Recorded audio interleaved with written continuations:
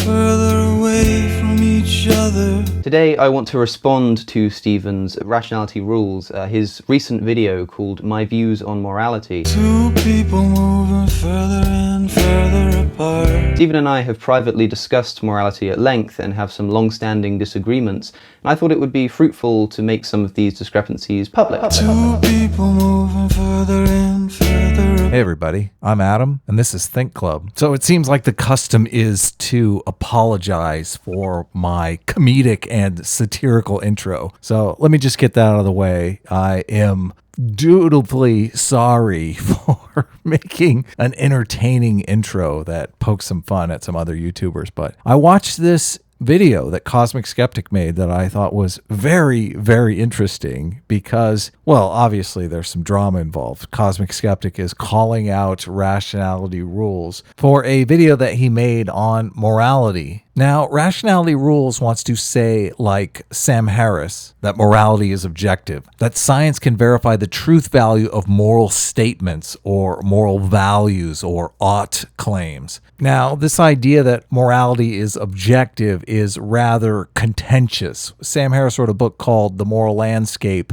and in The Moral Landscape, he claims that science can understand morality in an objective way. That was what was contentious about the book. Now, Steve or Rationality Rules was persuaded by this book, this argument of Sam Harris's, but Cosmic Skeptic is not persuaded. Stephen advocates for the idea that morality is objective, that there are facts that can be known about ethics, and that ethical statements are propositions that contain truth value. He thinks that there are moral facts.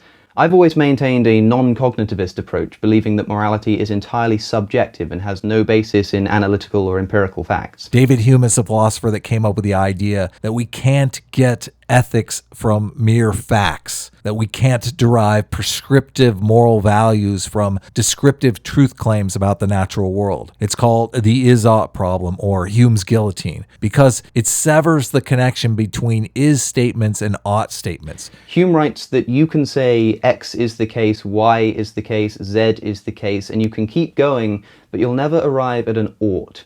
You can't say this is the case, and therefore you ought to do this, because you're making a leap from description to prescription. Hume believed that a jump of this nature is logically impossible. So to get around this, Rationality Rules coined this term axiomatic oughts, which Rationality Rules says are value statements that just are facts of nature. Stephen says that you can get to an ought in the conclusion of an argument. He just says that you have to do it differently. Stephen says that there are in fact two types of oughts. He calls them axiomatic oughts. Axiomatic oughts are feelings of obligation that exist self-evidently, and they do so without proof or argument. They just are. They're facts of nature. And contingent oughts. And contingent oughts are feelings of obligation that are predicated on axiomatic oughts and one or more statements of fact. And because they're predicated on statements of fact that may or may not be correct, they too may or may not be correct. In other words, there are some oughts that are a product of other information. You ought to do this because of this. But there's also a classification of oughts that are just true in their own right. You ought to do this, full stop. So he says that these ought statements are self-evidently true, enabling Rationality Rules to get around Hume's guillotine and make objective moral claims, the same way that Sam Harris claims he can do. Now, Mr. Rules even goes as far as providing an example of a self-evident value that I know you're going to love. An example is my current conviction that I ought to survive. I didn't reason myself into this ought, I just have it. It's an axiomatic fact of nature, not an assumption. Now that might seem dissatisfying, but so too, at least in my opinion, are all axiomatic facts. While it's not justified, it really is the case that I have this compulsion, this ought, this impulse, this urge to behave in a certain way, and this can be objectively verified through the scientific method, and so it's a scientific fact. And what's more, thanks to Darwin, we now know precisely why I have it in the first place. And Cosmic Skeptic disagrees with this claim. He doesn't think that you can get moral statements from observational truths about the natural world. This is all true, of course. It's true that you have this compulsion. It's true that we can explain why you have this compulsion. It's true that most people in the world share this compulsion. But none of this makes the compulsion itself true. It doesn't make it false, it just doesn't say anything about the truth content of the belief itself. And this is accurate, but there is a way that you can test the claim in a Darwinian framework. How can you know that a premise involving an ought is true? And this is where this debate really piqued my interest, because there is a way that you can test ought statements. There is a way that you can verify the truth value of moral claims, but you are going to have to use something I like to call... This is Jordan Peterson's truth debunked. Yeah, that's right, buddy.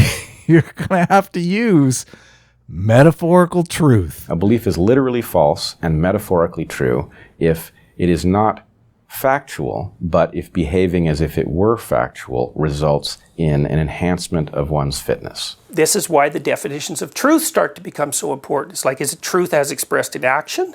Is it truth as it serves Darwinian purposes? An example is my current conviction that I ought to survive. I didn't reason myself into this ought, I just have it. It's an axiomatic fact of nature, not an assumption. So, leaving aside for the moment the contingent truth value of whether or not rationality rules ought to survive is based on the fact that he either survives or he doesn't survive, Cosmic Skeptic brilliantly separates the scientific truth value from the moral truth value. This is a fact about holding the belief, not the belief itself. It may be a fact of nature that Stephen believes he ought to survive, but it's not a fact of nature that he ought to survive. The only thing that can be axiomatically true is that he holds the belief. This is a fact about his brain, his psychology, but it doesn't follow, however, that the belief itself is therefore axiomatically true. This is correct, but if the claim is that he ought to survive, or maybe that he ought to behave in a way that facilitates his survival, and we can test that behavior in a Darwinian framework, and sure enough, he actually survives, we can say that the correctness of that behavior is true. Or as Peterson puts it, in relationship to scientific truth, it's true enough. There's only one way you can define truth in relationship to finite beings. It's true enough. True enough for what? True enough so that you survive and reproduce. Even if it's true that you believe that you ought to do X, that doesn't mean it's true that you ought to do X. You could be wrong. You can always be wrong. Yes, but you could also be right. And that is why the Darwinian frame is so important. The Darwinian frame can serve as the arbiter of the truth value of moral statements. You act out the behavior, and if you are wrong, you do not survive. That behavior dies with you. That is the whole point of metaphorical truth. That is the whole point of Peterson truth. This is why Peterson wants to elevate the truth related to survival, the truth within the Darwinian framework, as the highest truth. And the way that we test these oughts is through survival and reproduction. Survival and reproduction is the ultimate value. Now, I don't know if Peterson is correct about this examination of the world from a Darwinian perspective. I don't know if this is a accurate way to assess morality and moral systems, but I am intrigued that it might be. An example is my current conviction that I ought to survive. I didn't reason myself into this ought, I just have it. It's an axiomatic fact of nature. It really is the case that I have this compulsion, this ought, this impulse, this urge to behave in a certain way. And what's more, thanks to Darwin, we now know precisely why I have it in the first place. Is another way of articulating that. What's true is what enables you to successfully achieve a goal. That's what's true enough. Right. But there's only true enough. But there's varieties of true enough. So it doesn't turn you into a relativist. It's like some things are only true for one thing. Some things are true for 10 things. Some things are true for 1,000,000 things. It's like, well, that's a better truth. Well, and what the religious imagination, which is the imagination that's concerned with values, is always trying to determine is, well, what's the highest value? That's the religious question. What's the highest value? Which is, what should you serve, let's say, to ensure your viability across the broadest domain of time. Well, first of all, if you don't have a purpose, it isn't that your life becomes neutral in a meaningless sense. It's that your life becomes characterized by unbearable suffering. Because the baseline condition of life is something like unbearable suffering.